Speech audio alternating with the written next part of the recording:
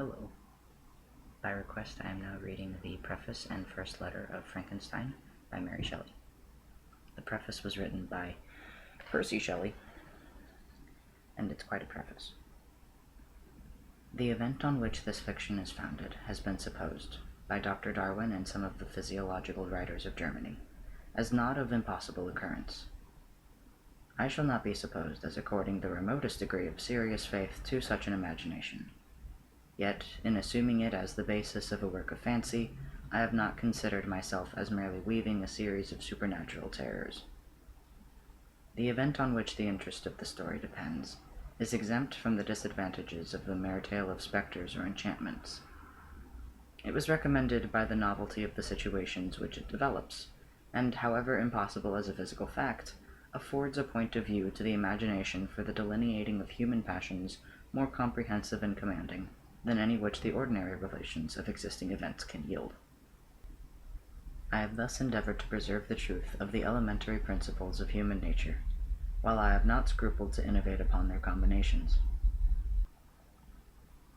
The Iliad, the tragic poetry of Greece, Shakespeare in The Tempest and Midsummer Night's Dream, and most especially Milton in Paradise Lost, conform to this rule, and the most humble novelist who seeks to confer or receive amusement from his labors may, without presumption, apply to prose fictions a license, or rather a rule, from the adoption of which so many exquisite combinations of human feeling have resulted in the highest specimens of poetry.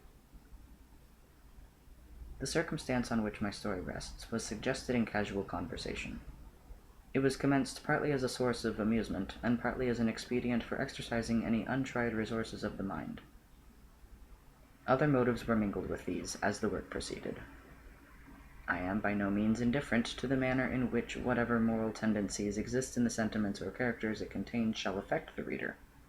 Yet my chief concern in this respect has been limited to avoiding the enervating effects of the novels of the present day, and to the exhibition of the amiableness of domestic affection and the excellence of universal virtue. The opinions which naturally spring from the character and situations of the hero are by no means to be conceived as existing always in my own conviction, nor is any inference justly to be drawn from the following pages as prejudicing any philosophical doctrine of whatever kind. It is a subject also of additional interest to the author that his story was begun in the majestic region where the scene is principally laid, and in society which cannot cease to be regretted. I passed the summer of 1816 in the environs of Geneva. The season was cold and rainy, and in the evenings we crowded around a blazing wood fire and occasionally amused ourselves with some German stories of ghosts which happened to fall into our hands. These tales excited in us a playful desire of imitation. Two other friends, a tale from the pen of one of whom would be far more acceptable to the public than anything I can ever hope to produce, and myself, agreed to write a story founded on some supernatural occurrence. The weather, however, suddenly became serene, and my two friends left me on a journey among the Alps, and lost in the magnificent scenes which they present all memory of their ghostly visions. The following tale is the only one which has been completed. Marlow, September 1817. This being written by Percy Shelley, I assume in the voice of Mary Shelley, or in his presumptuous voice of Mary Shelley. He uses his instead of hers when he says additional interest to the author that his story was begun in the majestic region, and then the parenthetical, two other friends, parentheses, a tale from the pen of one of whom would be far more acceptable to the public than anything I can ever hope to produce. I can only read as a really atrocious dig on his wife. Now into the book proper. Letter 1. To Mrs. Saville, England. St. Petersburg, December 11th, 1700. You will rejoice to hear that no disaster has accompanied the commencement of an enterprise which you regarded with such evil forebodings. I arrived here yesterday, and my first task is to assure my dear sister of my welfare and increasing confidence in the success of my undertaking. I am already far north of London, and as I walk in the streets of Petersburg, I feel a cold northern breeze play upon my cheeks, which braces my nerves and fills me with delight. Do you understand this feeling? This breeze, which has traveled from the regions towards which I am advancing, gives me a foretaste of those icy climes, Inspirited by this wind of promise, my daydreams become more fervent and vivid. I try in vain to be persuaded that the pole is the seat of frost and desolation. It ever presents itself to my imagination as the region of beauty and delight. There, Margaret, the sun is forever visible, its broad disk just skirting the horizon and diffusing a perpetual splendor. There, for with your leave, sister, I will put some trust in preceding navigators. There, snow and frost are banished. And sailing over a calm sea, we may be wafted to a land surpassing in wonders and in beauty every region hitherto discovered on the habitable globe. Its productions and features may be without example, as the phenomena of the heavenly bodies undoubtedly are in those undiscovered solitudes. What may not be expected in a country of eternal light? I may there discover the wondrous power which attracts the needle, and may regulate 1,000 celestial observations that require only this voyage to render their seeming eccentricities consistent forever.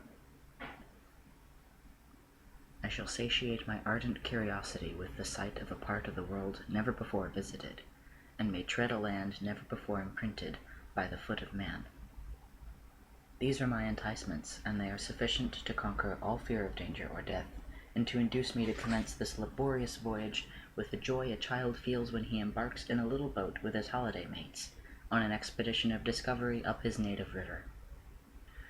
But supposing all these conjectures to be false, you cannot contest the inestimable benefit which I shall confer on all mankind to the last generation, by discovering a passage near the pole to those countries, to reach which at present so many months are requisite, or by ascertaining the secret of the magnet, which, if at all possible, can only be effected by an undertaking such as mine.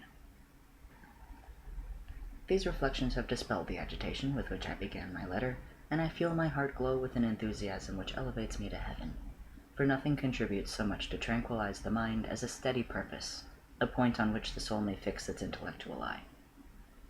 This expedition has been the favorite dream of my early years. I have read with ardor the accounts of the various voyages which have been made in the prospect of arriving at the North Pacific Ocean through the seas which surround the pole. You may remember that a history of all the voyages made for purposes of discovery composed the whole of our good Uncle Thomas's library. These volumes were my study day and night, and my familiarity with them increased that regret which I had felt as a child on learning that my father's dying injunction had forbidden my uncle to allow me to embark in a seafaring life. These visions faded when I perused for the first time those poets whose effusions entranced my soul and lifted it to heaven. I also became a poet, and for 1 year lived in a paradise of my own creation. I imagined that I might also obtain a niche in the temple where the names of Homer and Shakespeare are consecrated. You are well acquainted with my failure, and how heavily I bore that disappointment. But just at that time I inherited the fortune of my cousin, and my thoughts were turned into the channel of their earlier bent. 6 years have passed since I resolved on my present undertaking. I can, even now, remember the hour from which I dedicated myself to this great enterprise. I commenced by inuring my body to hardship. I accompanied the whale fishers on several expeditions to the North Sea. I voluntarily endured cold, famine, thirst, and want of sleep. I often worked harder than the common sailors during the day, and devoted my nights to the study of mathematics, the theory of medicine, and those branches of physical science from which a naval adventurer might derive the greatest practical advantage. Twice I actually hired myself as an undermate in a Greenland whaler, and acquitted myself to admiration. I must own, I felt a little proud when my captain offered me the second dignity in the vessel, and entreated me to remain with the greatest earnestness, so valuable did he consider my services. And now, dear Margaret, do I not deserve to accomplish some great purpose? My life might have passed in ease and luxury, but I preferred glory to every enticement that wealth placed in my path. Oh, that some encouraging voice would answer in the affirmative! My courage and my resolution is firm, but my hopes fluctuate, and my spirits are often depressed. I am about to proceed on a long and difficult voyage, the emergencies of which will demand all my fortitude. I am required not only to raise the spirits of others, but sometimes to sustain my own when theirs are failing. This is the most favorable period for traveling in Russia. They fly quickly over the snow in their sledges. The motion is pleasant, and in my opinion far more agreeable than that of an English stagecoach. The cold is not excessive if you are wrapped in furs, a dress which I have already adopted, for there is a great difference between walking the deck and remaining seated motionless for hours when no exercise prevents the blood from actually freezing in your veins. I have no ambition to lose my life on the post road between St. Petersburg and Archangel.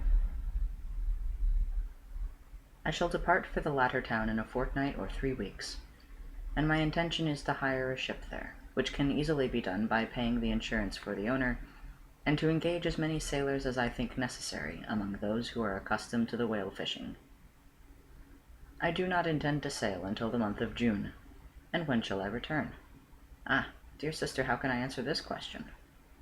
If I succeed, many, many months, perhaps years, will pass before you and I may meet. If I fail, you will see me again soon, or never.